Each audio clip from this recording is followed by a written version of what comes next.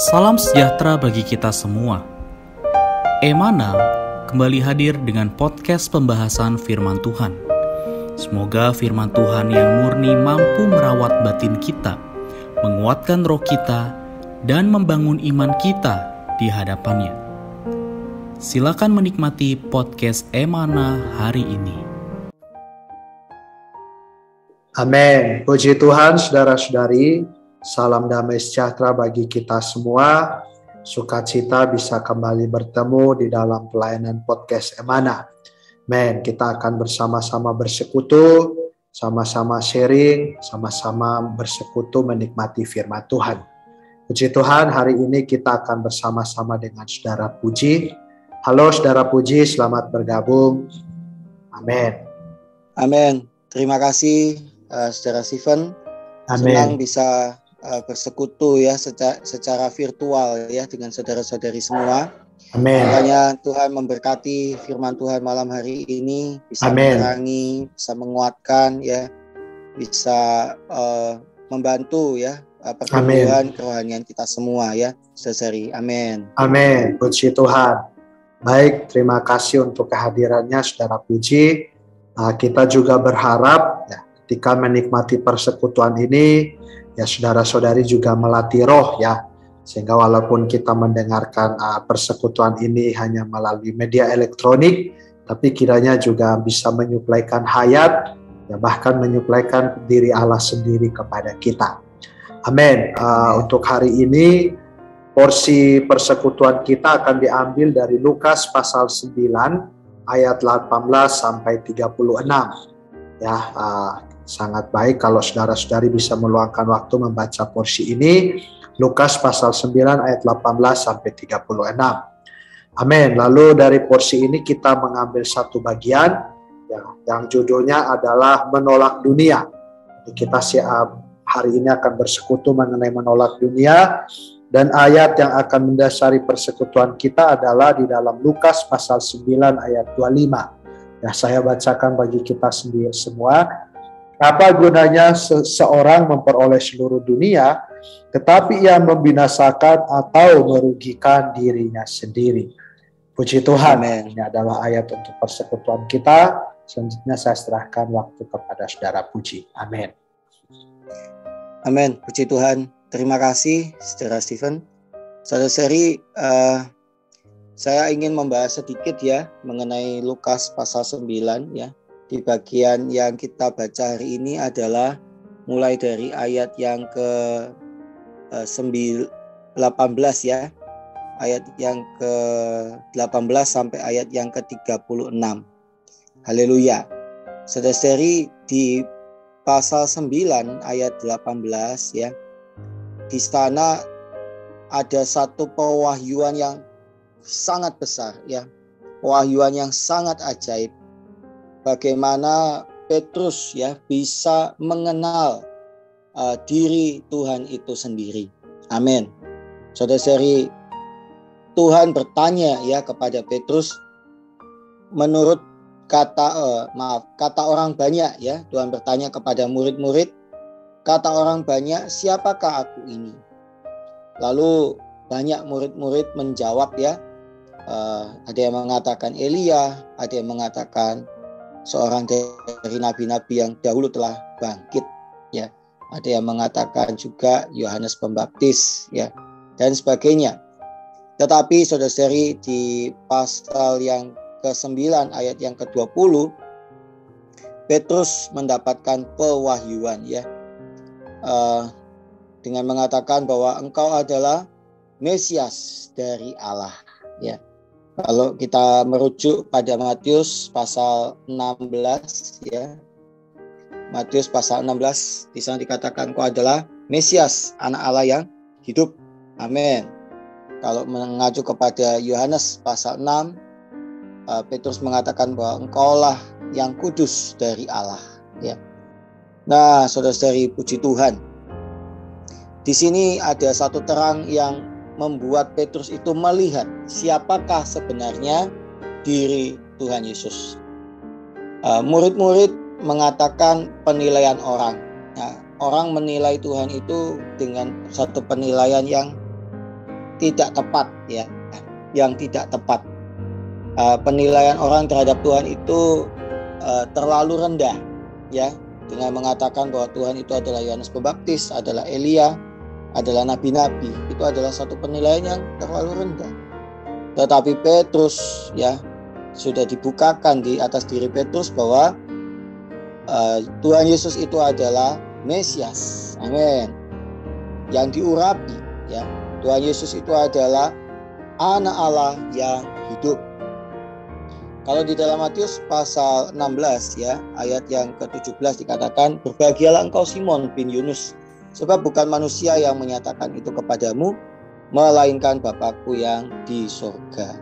Haleluya. Nah, saudara-saudari, kita melihat ya bahwa membutuhkan ya suatu pewahyuan ya, membutuhkan suatu pewahyuan untuk bisa mengenal Tuhan dengan benar. Nah, lalu apa hubungannya ya dengan ayat yang tadi kita baca? Di Lukas pasal 9 ayat 25 di sana dikatakan, apa gunanya ya? Apa gunanya seorang mempunyai memperoleh seluruh dunia, tetapi ia membinasakan atau merugikan dirinya sendiri. Nah, kata yang dipakai di sini ya adalah satu kata yang sangat menarik, yaitu kalau di dalam terjemahan yang lain, saya memakai terjemahan American Standard. "For what is a man profited if he gain the whole world and lose or forfeit his own self?" Ya. Jadi di sini ada kata profit ya. Apa ya keuntungan seseorang ya ketika dia mendapatkan seluruh dunia. Saudara-saudari,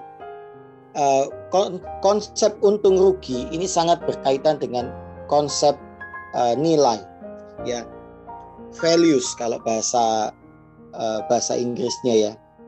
Saudara-saudari, di bagian yang sebelumnya murid-murid atau orang-orang ya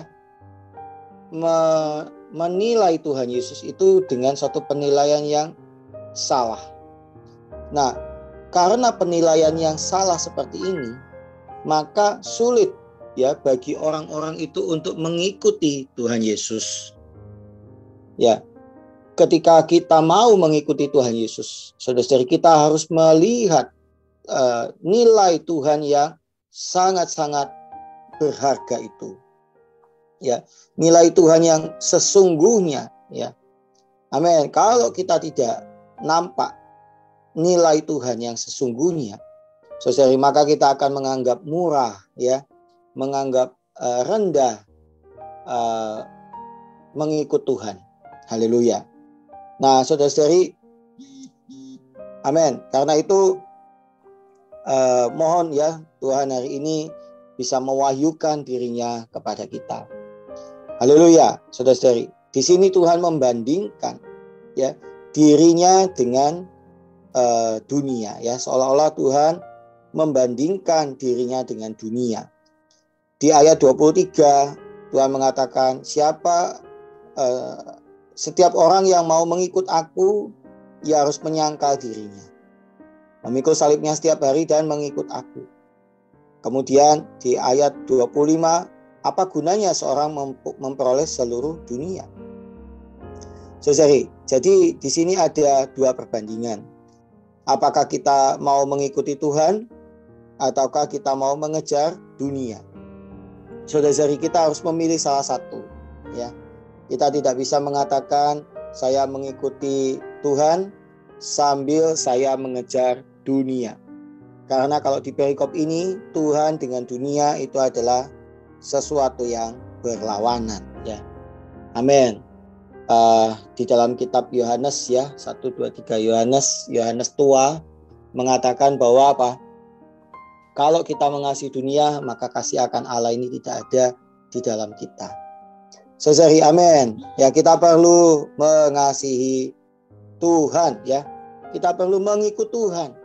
Kita perlu Tuhan mewahyukan dirinya ya. mewahyukan nilainya yang nilainya yang mulia itu kepada kita. Amin, saudara-saudari. Mari kita melihat contoh ya. Contoh mungkin pertama-tama contoh apa itu dunia ya. Saudara, dunia itu kalau di dalam Perjanjian Lama dilambangkan oleh Mesir. Ya, dunia itu sesuatu yang menarik. Kalau tidak menarik, tidak mungkin orang Israel ya setelah keluar dari Mesir mereka masih mengingat-ingat Mesir, mengingat-ingat makanannya ya, dari semangka ya, mentimun, dari daging dan sebagainya. Ya, sangat nikmat, saudara-saudari, sangat menyenangkan. Tetapi di saat yang sama ya, Mesir itu memperbudak ya, memperhamba ya, menduduki orang-orang Israel, mempekerjakan orang-orang Israel habis-habisan. Inilah sifat dunia, saudara-saudari. Sifat dunia, dia memberikan sesuatu yang menyenangkan, tetapi mohon maaf ya, dia juga mengikat kita, dia juga membelenggu kita. Ya, dia juga menghabisi kita, menduduki kita. Bahkan ya, Mesir itu tidak mengizinkan kita untuk datang kepada Allah. Ketika Musa minta izin orang Israel untuk datang untuk pergi beribadah, malah malah raja Mesir saat itu mengatakan apa? Kamu ini bangsa yang malas ya. Saudara-saudari, inilah dunia. Ya. Nah, dunia bisa saja ya berupa segala sesuatu yang positif ya. Dunia ini lebih halus dari dosa. Kalau dosa itu adalah sesuatu yang kasar ya, tetapi dunia ini bisa berbentuk perkara-perkara yang lain ya. Nah, saudari, apa yang menjadi dunia kita? Ada orang hobinya itu adalah dunianya. Ada orang pekerjaannya itu adalah dunianya. Ya, hatinya sepenuhnya diduduki ya, hatinya sepenuhnya dikuasai. Tidak ada ruang lagi ya. Hanya ada pekerjaan. Hanya ada hobi ya. Ya, ketika dia tenang sebentar yang dipikirkan pasti hal-hal itu. Itulah dunia, itu yang mengikat, itu yang membelenggu orang itu. Nah, saudari, bagaimana kita bisa melepaskan dunia? Sangat sulit ya, kalau kita tidak melihat Kristus. Amin. Saudari, Rasul Paulus ya melihat diri Tuhan yang sangat mulia ya, sehingga dia mengatakan di dalam kitab Filipi ya, sehingga ia merelakan ya, melepaskan semuanya itu dan menganggapnya sampah, menganggapnya rugi ya, untuk mendapatkan Kristus. Haleluya. Saudari, bagaimana kita bisa melepaskan dunia? Amin. Kita juga perlu penggantinya, saudara-saudari. Kita tidak hanya bisa melepaskan dunia, kita perlu penggantinya, dan kita perlu benar-benar melihat nilai Kristus itu lebih mulia daripada dunia. Nah, ayat 25 ini juga ada peringatan ya, bahwa kalau mendapatkan dunia itu hanya akan membinasakan dan merugikan. Sorry. Membinasakan itu artinya apa? Kita kehilangan hayat kekal ya, kita kehilangan Kristus ya sebagai kenikmatan hayat yang kekal itu. Dan kerugian artinya apa? Sebenarnya yang kita dapat di dalam dunia ini bukanlah keuntungan, ya bukanlah hal yang nikmat ya, tetapi hal-hal yang merugikan. Saudara-saudari, amin. Kiranya kita boleh dengan tulus ya berdoa kepada Tuhan. Tuhan, kalau saat ini aku kurang tertarik ya kepada Engkau, ya membaca Alkitab aku tidak tertarik, melayani-Mu aku tidak tertarik ya, mengikut Engkau aku tidak tertarik, maka Tuhan, mohon Engkau nyatakan diri-Mu ya. Mohon Engkau nyatakan kemuliaan-Mu. Tuhan, mohon Engkau berikan aku satu penglihatan ya, satu perubahan sudut pandang, perubahan konsep mengenai nilai, buat aku mengenal Dikau yang mulia, sehingga aku bisa meninggalkan dunia yang membelengguku ya, dan mengejar Engkau. dan mengikut Engkau. Amin. Saya sampai di sini, saudara. Amin. Terima kasih, Saudara Puji. Kiranya persekutuan yang disampaikan ini juga memalingkan kita ya, memiliki satu sudut pandang yang berbeda, melihat bahwa Kristus lebih mustika dari dunia, sehingga kita rela melepaskan dunia untuk mengejar Kristus, ya kita rela kehilangan dunia untuk mendapatkan Kristus lebih banyak. Puji Tuhan. Untuk menutup persekutuan kita, sekali lagi minta dalam kasih, Saudara Puji bisa memimpin kita dalam doa. Amin. Amin. Oh Tuhan Yesus. Amin. Mari kita berdoa dari Tuhan Yesus. Amin. Oh Tuhan Yesus. Tuhan Yesus. Tuhan, sungguh Tuhan kami, Tuhan mohon Engkau ya Tuhan. Amin. Tuhan menampakkan dirimu sama seperti Engkau menampakkan diri kepada Abraham. Amin. Sehingga Abraham bisa meninggalkan kampung halamannya. Tuhan, sehingga Abraham bisa mengikut Engkau. Tuhan, tampakkan dirimu seperti Engkau menampakkan diri kepada Paulus. Amin. Sehingga Paulus bisa meninggalkan, oh Tuhan, seluruh dunia. Tuhan, meninggalkan, bahkan masa depannya yang cerah. Amin. Tuhan, dan berbalik mengikut Engkau. Amin. Tuhan, buat kami mengalami perubahan konsep mengenai nilai ini. Sehingga kami bisa berkata bahwa segala sesuatu kami anggap rugi. Amin. Tuhan, yang dulu merupakan keuntungan bagi kami, yang dulu kami anggap itu baik. Tuhan, tetapi kami Tuhan setelah diterangi oleh dirimu, setelah kami nampak dunia, kami bisa menganggap itu rugi. Amin. Dan kami bisa mengejar Kristus. Sungguh pengenalan akan dirimu adalah lebih mulia daripada semuanya.